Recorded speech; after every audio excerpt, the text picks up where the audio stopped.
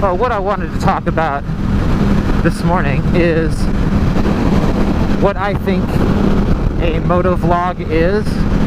I also wanted to talk about these pieces of tape on my tank that you see from time to time, and how I do my motovlogs. I get really involved when I'm riding. I'm thinking about what I'm doing a lot, so it's like hard for me to have like 4 or 5 different subjects on my mind all at once. So I write them down on pieces of tape and just stick it to my tank. And then when I'm riding, I'll look down, I'll be like, oh, okay, wrong tire. And then I'll just start talking. I'll be like, what's up, guys? You know, the other day I ordered the wrong tire and this is what happened. You know, and to me, number one, that's what a motovlog is it's not scripted, and your talking is while you're riding. You know, when you have to think about all these different things that are going on and you're talking about something that you're trying to like convey a message or, you know, get a point across to your viewers, I think that really brings out the true personality or disposition of whoever's doing the motovlog.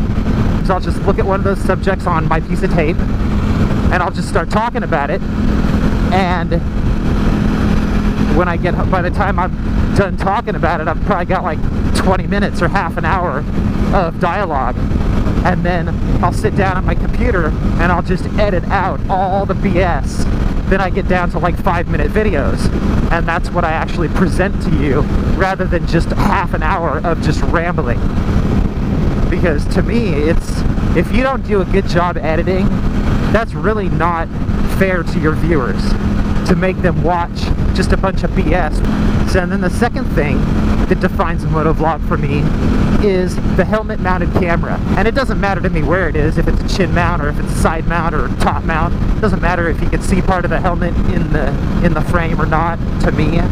I feel like that really gives a very direct view of what the rider is seeing. You know, like when I look in my mirror, or when I do this, when I do that, you can tell what I'm doing when I'm riding. But those are the two things for me, is that the camera is on your helmet and you're motovlogging while you're on your moto. I mean, that's the whole point. And I feel like having to ride while you're talking, it makes for a lot of transparency when it comes to the personalities of the people who are doing the motovlogs. Here's a prime example of how it's like the second I get into traffic, I do not stick on subject. I don't, you know, I'm thinking about this right now. I'm not thinking about what I was just talking about a second ago. I can't even remember what I was telling you guys about.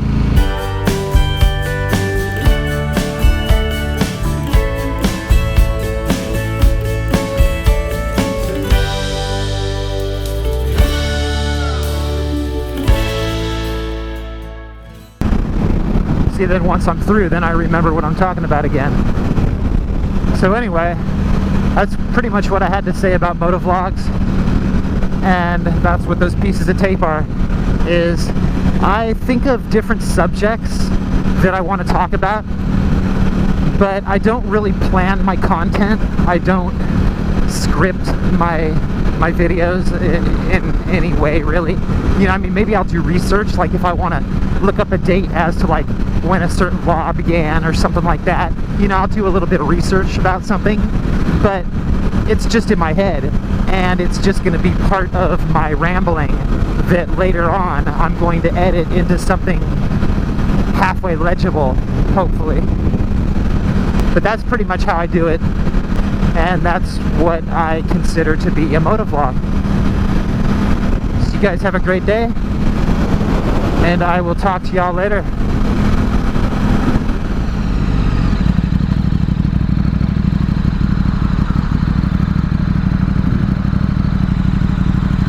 Yeah.